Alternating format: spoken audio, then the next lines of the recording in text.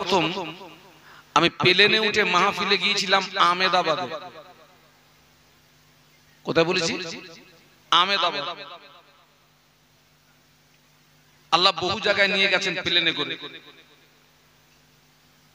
জীবনের প্রথম যাচ্ছি মানে আমি সেদিন একটু স্বাভাবিকভাবে আমি একটু কায়দা মেরেই যাচ্ছিলাম। প্লেনে উঠে মাহফিলে যাচ্ছি মানে আমি নিজেকে নিজে মনে করছিলাম আমি কত বড় হুজুর হয়ে গেছি, প্লেনে করে নিয়ে যাচ্ছে মানে কি। আমি সেদিন নতুন জামা, নতুন পাজামা, নতুন জুতো, নতুন ব্যাগ, বেশ কায়দা মেরে যাচ্ছে। কিন্তু প্লেনে উঠতে গেলে যে চেক টেক হয়, ও তো আমার 14 পুরুষও জানে না। আমার 14 পুরুষ তো প্লেনে উঠিনি। একটা জায়গায় গিয়ে 2 হাত এরকম করে দাঁড়াতে হয়। ছেলে মেয়েরা যে ব্যাডমিন্টন খেলে ওই রকম একটা মেশিন আছে, একদম মাথার তালুর থেকে পার পাতা। তারপরে দেখছি সেই মেশিন 2 ঠ্যাঙের মাঝখানেও চালিয়ে দিচ্ছে। এ लगेज किसका है? मेरा है। इसके अंदर क्या है? तो আমি বললাম कपड़ा वगैरह है, थोड़ा सा पीने का वाटर है। আমাকে বলল सब कुछ निकालो। সব টেনে বার করলাম। আবার ওই ব্যাগটাকে মেশিনের ভিতরে দিল।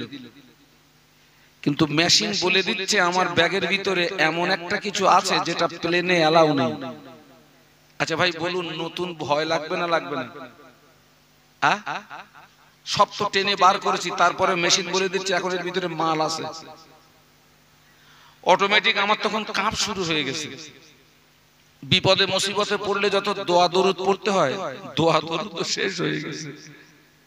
আমি তখন চিন্তা করতেছি আমার আহমেদাবাদে যাওয়ার দরকার নেই, তোরা আমার ব্যাগ দে, আমি বাড়ি যাই।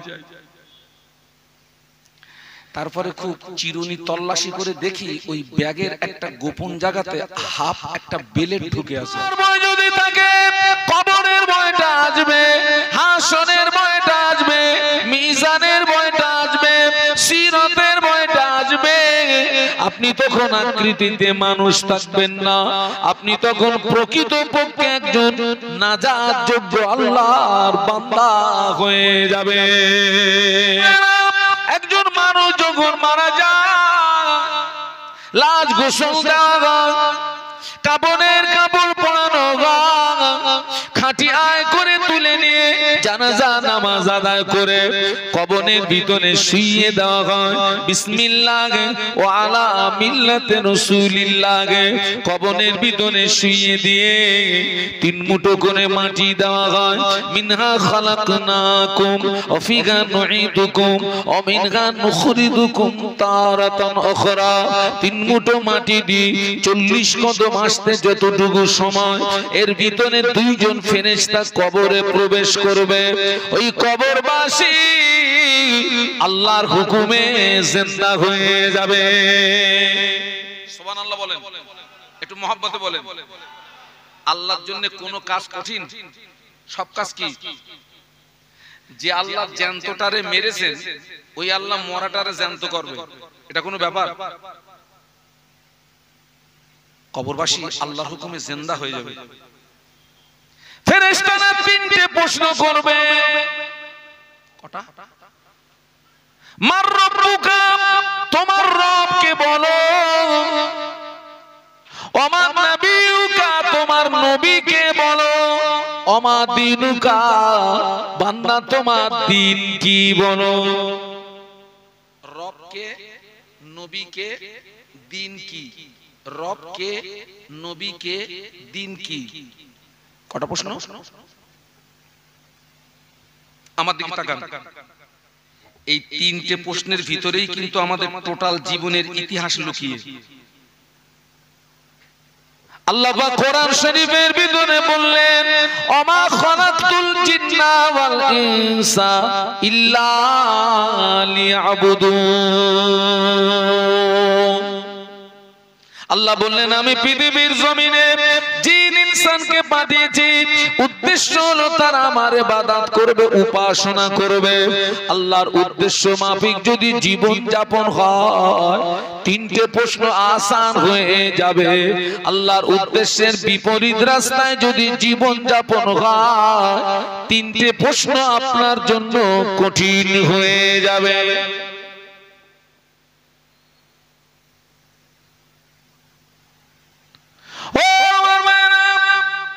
নবী সাহাবী হযরত উসমান গনি রাদিয়াল্লাহু আনহু রাস্তা দিয়ে হেঁটে যেতেন, হুজুরের নজরে যদি কোনো কবর পড়তো, উসমান গনি রাদিয়াল্লাহু আনহু কবরের দিকে চেয়ে চেয়ে দেখতেন, চোখের পানি গড়িয়ে দাড়ি মোবারক ভিজে গিয়ে জুব্বা মোবারকটা ভিজে যেত।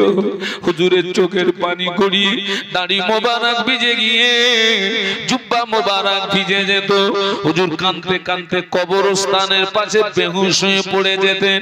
স্বাভাবিক অবস্থায় ফিরে আসলে হুজুরের সঙ্গী সাথীরা জিজ্ঞাসা করতেন, ও ভাই উসমান, আল্লাহ নবী যখন আমাদের আযাবের বর্ণনা শোনান, জাহান্নামের বর্ণনা শোনান, আপনি তখন এত রোনাজারি করেন না, আপনি তখন এত কাঁদেন না, কবরের পাশে দাঁড়িয়ে এত কাঁদেন কেন?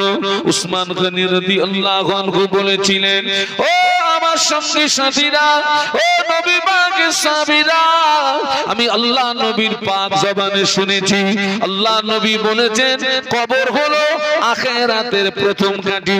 আল্লাহ নবী বললেন কবরে যে ব্যক্তি ধরা পড়বে, হাসরে ধরা পড়ে যাবে, মিজানে ধরা পড়ে যাবে, পুলসুরাতে ধরা পড়ে যাবে। কবরে যে ব্যক্তি ছাড় পাবে, হাসরে মিজানে পুলসুরাতে ছাড় পেয়ে যাবে।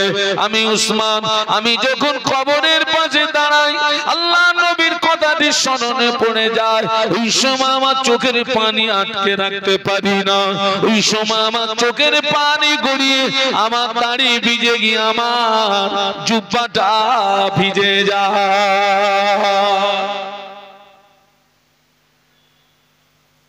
আচ্ছা, সত্যি কি ওই ভয়টা আমাদের মধ্যে আছে?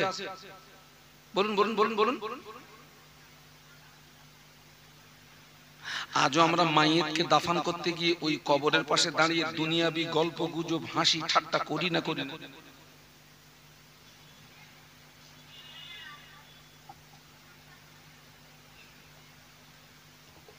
কবর হচ্ছে আখিরাতের ফার্স্ট স্টেশন।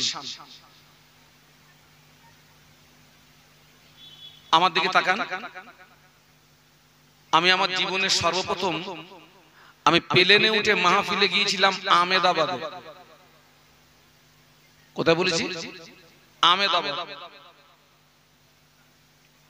আল্লাহ বহু জায়গায় নিয়ে গেছেন প্লেনে করে। জীবনের প্রথম যাচ্ছি মানে আমি সেদিন একটু স্বাভাবিকভাবে আমি একটু কায়দা মেরেই যাচ্ছিলাম। প্লেনে উঠে মাহফিলে যাচ্ছি মানে আমি নিজেকে নিজে মনে করছিলাম আমি কত বড় হুজুর হয়ে গেছি, প্লেনে করে নিয়ে যাচ্ছে মানে কি। আমি সেদিন নতুন জামা, নতুন পাজামা, নতুন জুতো, নতুন ব্যাগ, বেশ কায়দা মেরে যাচ্ছে। কিন্তু প্লেনে উঠতে গেলে যে চেক টেক হয়, ও তো আমার 14 পুরুষও জানে না। আমার 14 পুরুষ তো প্লেনে উঠিনি। একটা জায়গায় গিয়ে 2 হাত এরকম করে দাঁড়াতে হয়।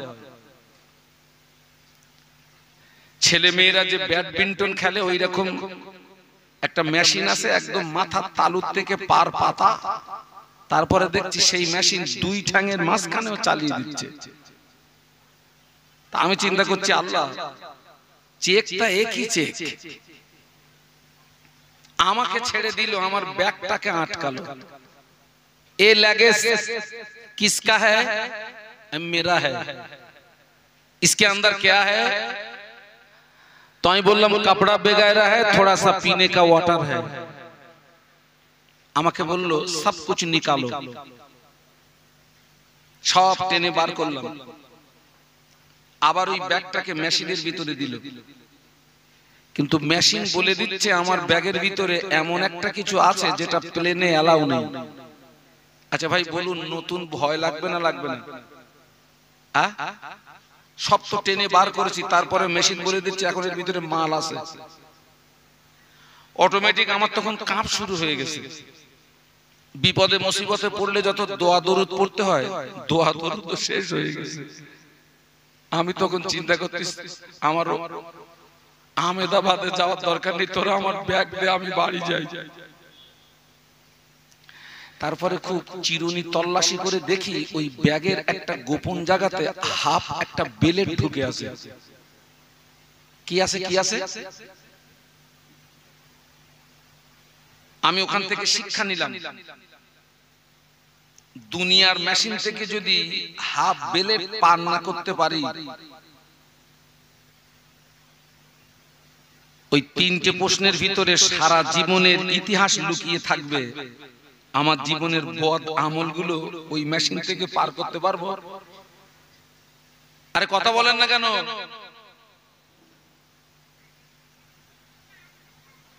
দুনিয়ার মেশিন আর আল্লাহর মেশিন দুটো এক নাকি?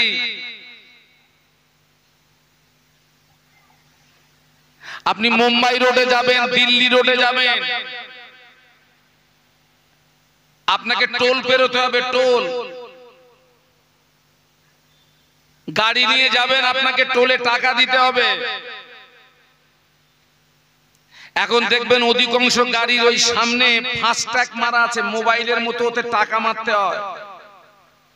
আর ওই টোলে গেলে গিয়ে দেখবেন বড় একটা লাঠি পড়ে আছে আর লাল আলো জ্বলে আছে। ফাস্ট্যাগে যদি টাকা থাকে লাঠি উঠবে, ওই লাল আলোটা সবুজ আলো হবে, তার মানে আপনাকে যাওয়ার সিগন্যাল দিল। ওখান থেকেও শিক্ষা নিলাম, নেক আমল যদি নিয়ে কবরে যেতে পারি আখিরাতে লাঠি উঠবে। নেক আমল নিয়ে যদি কবরে যেতে পারি তবে লাল আলোটা বন্ধ হয়ে সবুজ আলো পাওয়া যাবে। আমার কথা বুঝতে পারছেন না? পাচ্ছেন না?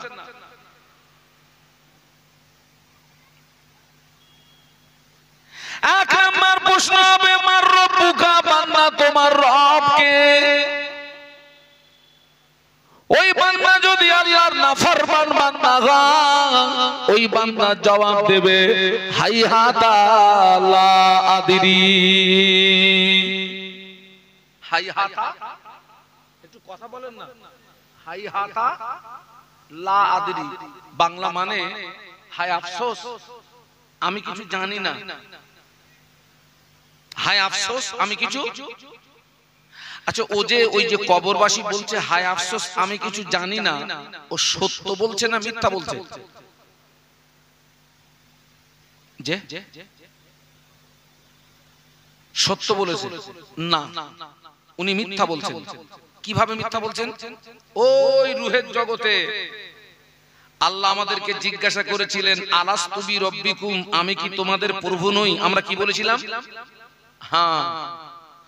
ওখান থেকে মায়ের পেটে, ওখান থেকে দুনিয়ায় এসে কি কামাই করেছি, কবরে গিয়ে বলছি আমি জানি না। সত্য বলছি না মিথ্যা বলছি? মিথ্যা বলছি।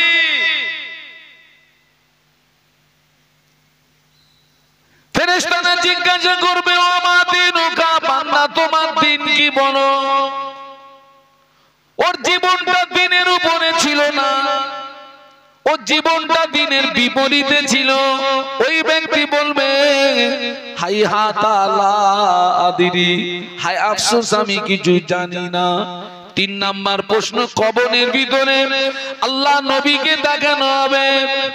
মিশকাত শরীফের রিওয়ায়াতে এসেছে, ফেরেশতারা আল্লাহর নবীর দিকে ইশারা করে বলবেন, মা কুনতা তাকুলু ফি হাজার রাজুল, এ কবরবাসী এই ব্যক্তি সম্পর্কে কি জানো বলো? কপাল ফাটা, নবীকে চিনতে পারবে না, বলবে হাইহাতা লা আদরি।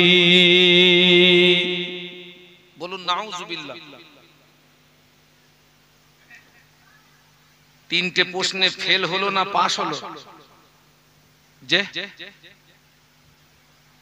আল্লাহ পাক ঘোষণা করবেন, ও আমার মালাইকারা, আমার বান্দা মিথ্যা বলেছে, আমার বান্দার গায়ে জাহান্নামের পোশাক পরিয়ে দাও, আমার বান্দার কবরে জাহান্নামের বিছানা বিছিয়ে দাও, আর আমার বান্দার কবরের সঙ্গে আমার জাহান্নামের একটা রাস্তা বানিয়ে দাও। আল্লাহ নাফরমান বান্দা যারা হবে ওদের কবরে জাহান্নামের বিছানা বিছিয়ে দেওয়া হবে, ওদের গায়ে জাহান্নামের পোশাক পরিয়ে দেওয়া হবে, ওদের কবরের সঙ্গে আল্লাহ পাকের জাহান্নামের একটা রাস্তা বানিয়ে দেওয়া হবে। কিয়ামত যতদিন না হবে, বিচার যতদিন না হবে, কবরের ভিতরে আযাব আযাব আযাব আযাব আযাব। আপনাদের গ্রামে পাইপে চুলো আছে? আছে না? নিচে দিয়ে জাল দেয়, আগুন বেরোয় কোথা দিয়ে? ওই চালের মাথায় পাইপ, চাল ফুটো করে পাইপ বার করতেছে উপরে, আছে না? নিচে দিয়ে জাল দিচ্ছে, আগুন বেরোচ্ছে। আল্লাহর নাফরমান বান্দাদের কবরের সঙ্গে জাহান্নামের ওইরকম একটা পাইপ লাইন করে দেওয়া, পাকামো মারা স্বাদ মিটিয়ে দেবে। কি লাইন হবে? কথা বলে না, পাইপ লাইন।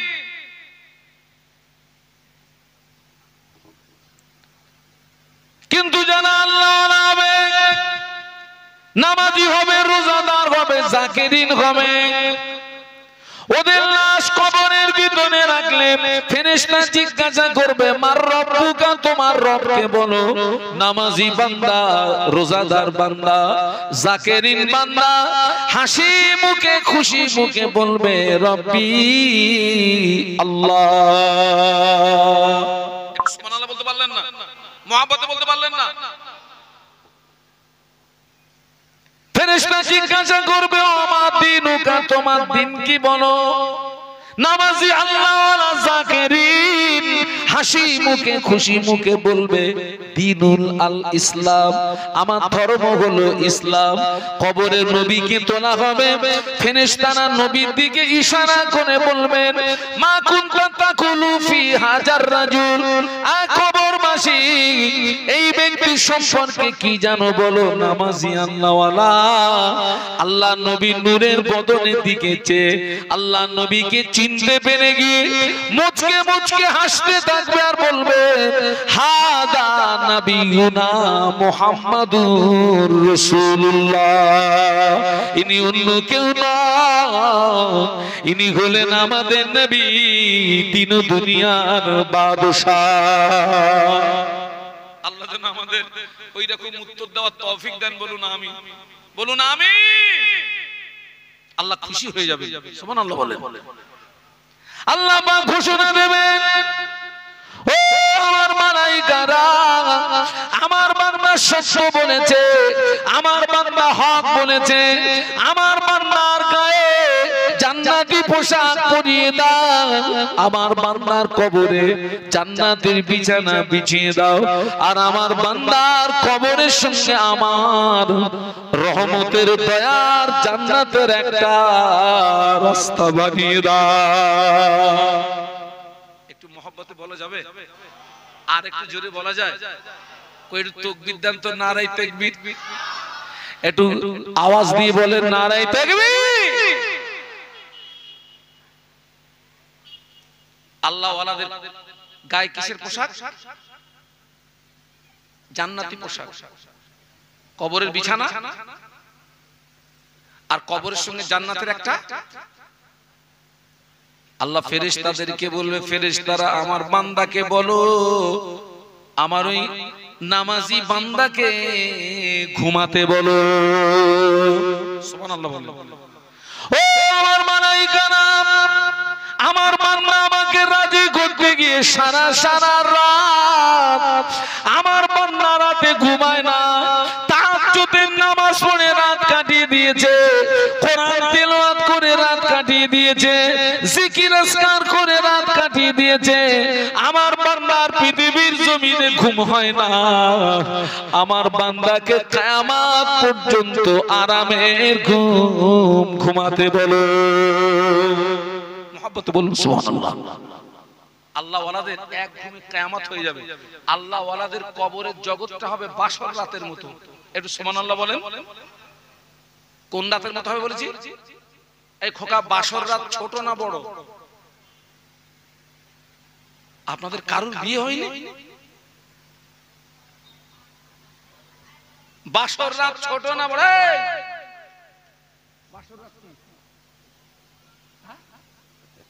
ওটা কোনো হয়নি। বাসর রাত ছোট। এই ঢুকে বিবির সঙ্গে দুটো পাঁচটা কথা না বলতে বলতে সকাল হয়ে গেছে। ভাবিরা দরজায় ধাক্কা মারতেছে, বেরো।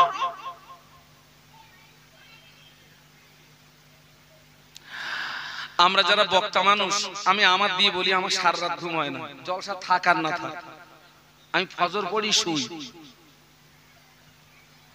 তার মানে আমার জীবনটা পুরো একদম উল্টো হয়ে গেছে। রাত যায় দিনের মতো আর দিন যায়, কথা বলে না। তো ফজরের নামাজ পড়ে যদি শুই, 1 ঘন্টা পরে যদি কেউ ডাকে, এই ডিস্টার্ব হবে না? হবে না? এই তুই আমার ডাকলি কেন? আমি তো এক্ষুনি ঘুমালাম। কিয়ামতের ময়দানে ইসরাফিল আলাইহিস সালাম যেদিন সিংহায় 3 বার ফুৎকার মারবে, কবরবাসী কবর থেকে উঠে ময়দানে মাশার আল্লাহ পাকের দরবারে হাজির হবে। দেখতে পাওয়া যাবে কোটি কোটি কোটি কোটি বছর কবরে অতিবাহিত হয়ে যাবে। ওই আল্লাহ ওয়ালাদের ঘুম ভেঙে যাবে। ওরা ঘুম থেকে উঠে বলবে, ইয়া ওয়াইলানা মান বাসানা মিন মারকাদিনা। হায় আফসোস, কে আমাদের ডিস্টার্ব করলো, কে আমাদের আরামের ঘুম থেকে জাগালো। আমরা তো একটু আগে ঘুমিয়েছিলাম, কে আমাদের ডিস্টার্ব করলো। আওয়াজ আসবে, হাদা মা ওয়াদার রহমান ওয়া সাদাকাল মুরসালুন। আল্লাহ পাক যে ওয়াদা করেছিলেন, নবীরা যে সত্যবাণী বলেছিলেন, ওই কিয়ামত অনুষ্ঠিত হচ্ছে।